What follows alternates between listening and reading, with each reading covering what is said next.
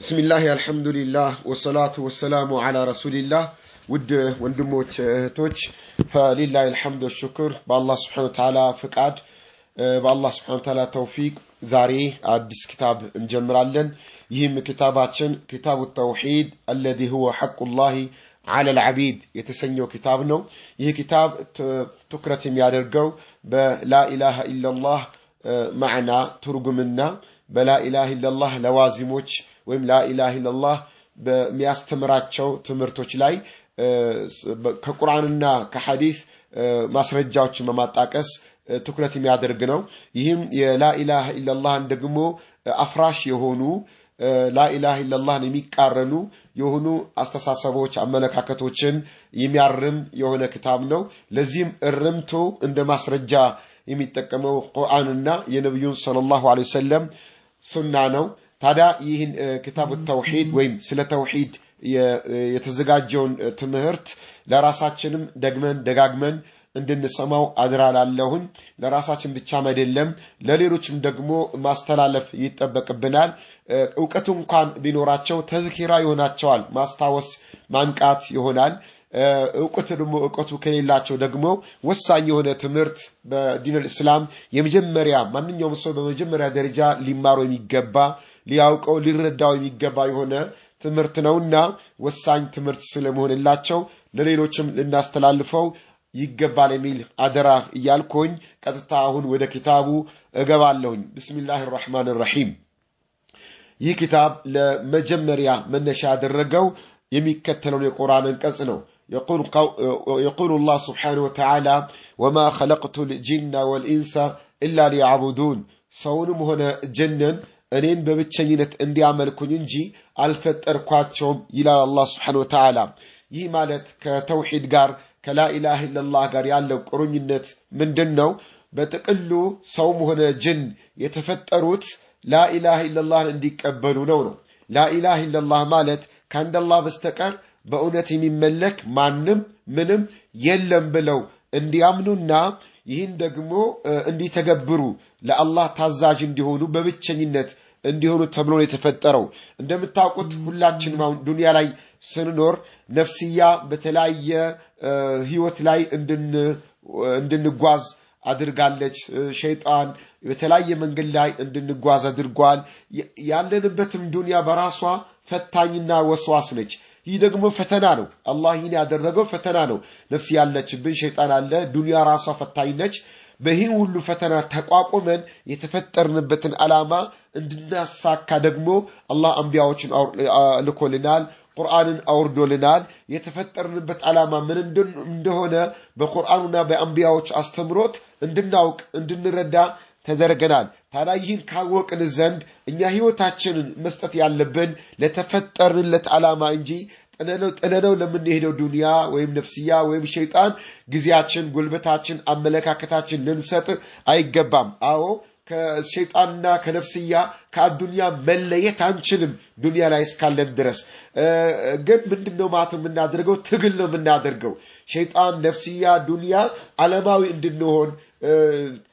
አላህን ትተን ዓለማዊ ነገራቶች እንድናመልክ ለዓለማዊ ነገራቶች እንድንገዛ ጥረት ሊያደርጉ ይችላሉ ይሄን ደግሞ የቁርአንና የነብዩ ሱና እየተማርን ደግሞ እነሱን እየተጋፈጥን እየተከላከልን አይኔ የተፈጠርኩት ለአኺራ ነው የተፈጠርኩት አላህን በብቸኝነት ላመልክ ነውና እኔ የአላህ ባሪያ ነኝ ብለን ልንታገላቸው ይገባል ዱንያ እኔን አምልክ ትላለች ነፍስያም እኔን አምልክ ትላለች ሸይጣንም እኔን አምልኩ ይላል እንዲሁም ሰዎች ማለት ባለስልጣን በሏቸው ወልይ በሏቸው ሌሎችም ቢባሉ አካሎች ሁሉም ራሱ እሱ እንዲመለክ ለሱ ተገዥ እንድንሆን ይፈልጋል አላህ ደግሞ ሁላችሁም የፈጠርኳችሁ እኔን በብቸኝነት ልታመልኩ ነውና እኔን ብቻ አምልኩ ይያለ ያስተምራል አላህ Subhanahu Wa Ta'ala ስለዚህ ውድ ወንድሜ ውድ እህቴዋ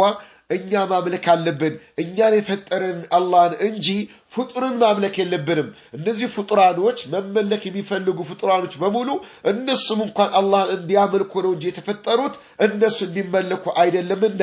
እኔም ሆንኩኝ ሁሉም ዓለም ላይ ያለ በሙሉ ማምለክ መመለክ የሚገባው አንድ አላህ ብቻ ነው ማምለክ ያለብን አንድ አላህ Subhanahu Wa Ta'ala ብቻ ነውና ይህ ለዚህ ዓላማ ላይ ተፈጠርነው ሌሎች ነገራቶች የእግረ መንገድ ስራ ናቸው ዱንያን ከስባለን እንሰራለን እንወጣለን እንተጋለን የእግረ መንገድ ስራ ነው ነፍስያችን የምትፈልገው ሐላል ነገር እንጠቀማለን የእግረ መንገድ ስራ ነው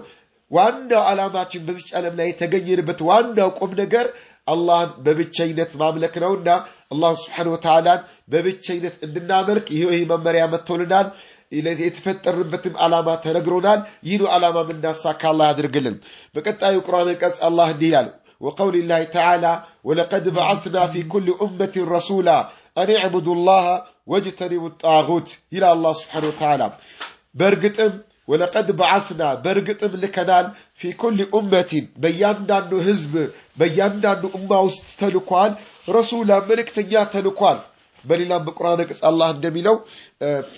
بيتنيوم حزب بيهون نبي يالتلاكلت استنقاقي استماري يالتلاكلت حزب يلم إلى الله سبحانه وتعالى لياندانو حزب لياندانو أمة أباتاتين آدم ከተፈጠረበት ጊዜ ጀምሮ እስከ የውመል ቂያማ ድረስ ላለው ህዝብ በሙሉ አስተማሪ ተልኮለታል ነብይ ተልኮለታል ታዲያ የዛ ነብይ የዛ አስተማሪ አጀንዳ ዋናው መልእክቱ ምንድነው አኒዕቡዱላህ አላህን በብቸኝነት አምልኩ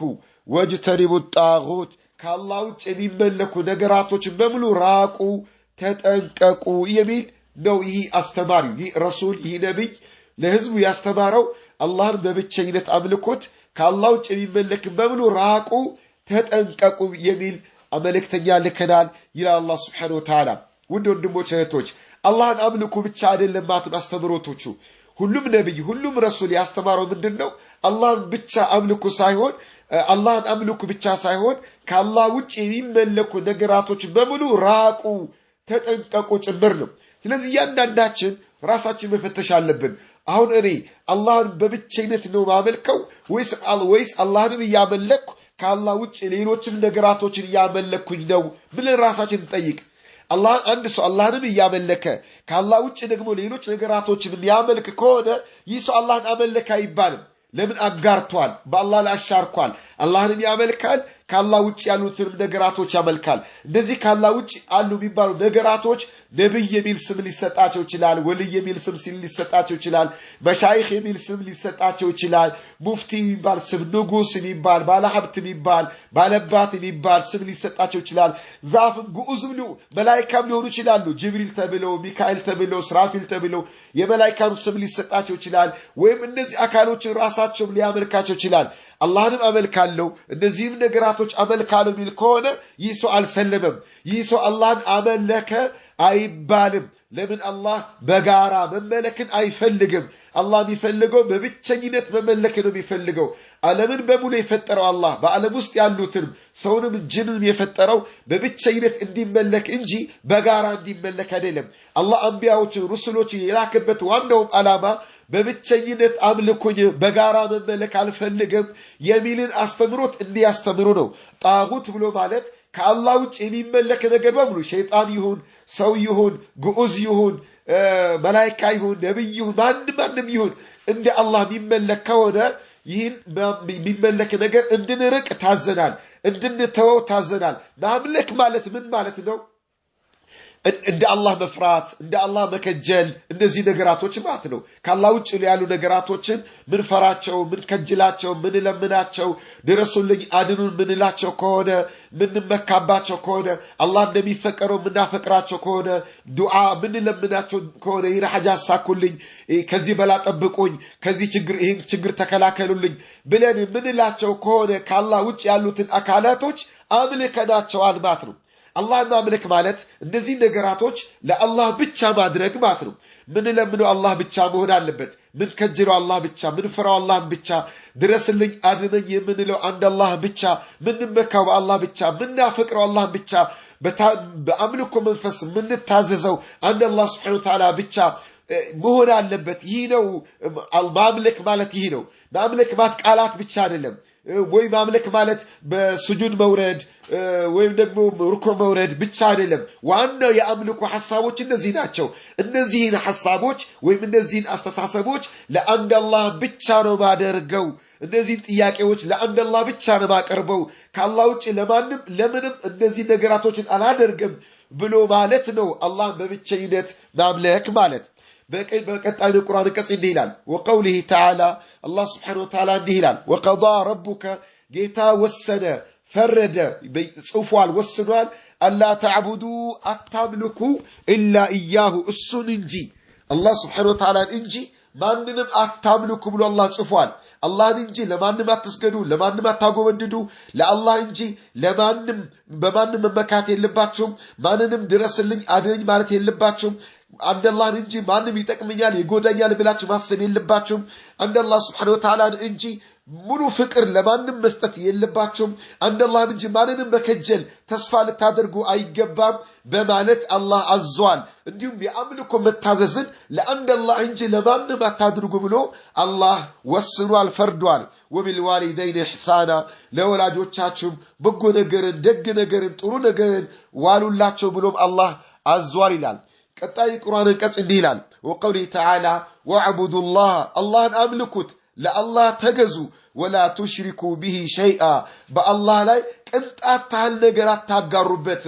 ለአላህ ተብሎ በሚደረጉ ዒባዳዎች ወይም አላህ እኔን ብቻ አምልኩኝ ባላቸው የአምልኮ ዘርፎች ውስጥ ማንም ይልኝ ይስማልኝ ያድንቀኝ ብለህ አታስብ። ይሄም ሽርክ ነው። ይህን አላህ ለኔ ብቻ አድርጉት ያለውን አምልኮ መፍራትን ይመስል መከጀልን ማፍቀርን መታዘዝን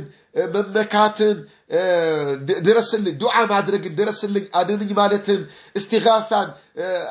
ለአላህ በላ ተከላከልልኝ ችግርን አቁምልኝ ያለብኝ ችግር አንሳልኝ የሚሉ ሐሳቦችን ይመስል ሩኩዕ መውረድን ስጁድ መውረድን እነዚህ በሙሉ አላህ ለኔ ብቻ አድርጉ ብሎ ያላቸው ናቸውና ሌሎች ዒባዳዎች አሉ። በእነዚህ ነገራቶች ከአላህ ውጭ ለሆነ አካል ልናደርጋቸው አይገባም ልናስብም አይገባም። አንድ አላህ ብቻ በዚህ መልኩ በእነዚህ ነገራቶችና ዒባዳ በሆኑ ነገራቶች አላህን ብቻ አምልኩ። በአላህ ላይ ምንንም ትንሽ ነገር እንኳን ቢሆን አታጋሩ ብሎ አላህ Subhanahu Wa Ta'ala አዘውናል። በቀጣይ በቁርአን አንቀጽ እንዲህ ይላል ወቀውሊሂ ተዓላ አላህ Subhanahu Wa Ta'ala እንዲህ ይላል ቁል ብለህ በላቸው ለህዝቦች ለኡመቶች ተዓለው ኑ ብለህ በላቸው አህለል ክታቦች ሊሆኑ ይችላሉ ሙስሊሞች ሊሆኑ ይችላሉ ሙሽሪኮች ሊሆኑ ይችላሉ ሁሉንም ኑ የአላህ መመሪያ ስሙ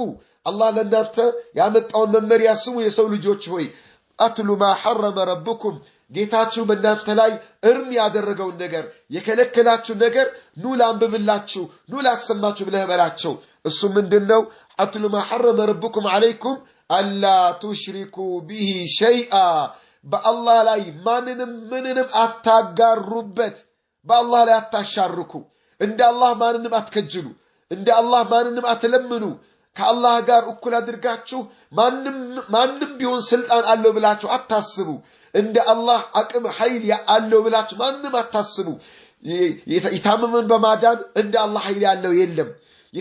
ለተቸገረ በመድረስ እንደ አላህ ኃይል ያለው አቅም ያለው ማንም የለም። አላህ Subhanahu Wa Ta'ala በብቸኝነት ልታመልኩት ይገባል ልትገዙት ይገባል።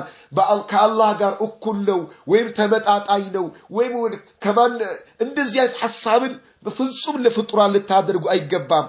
ወቢልዋሊደይን ኢሕሳና ለወላጆቻችሁ ደግሞ ደግ ሁኑ መልካም ነገር አድርጉላቸው የሚበጃቸው ነገር አድርጉ በማለት አላህ Subhanahu Wa Ta'ala አዟልና ይህን ትእዛዝ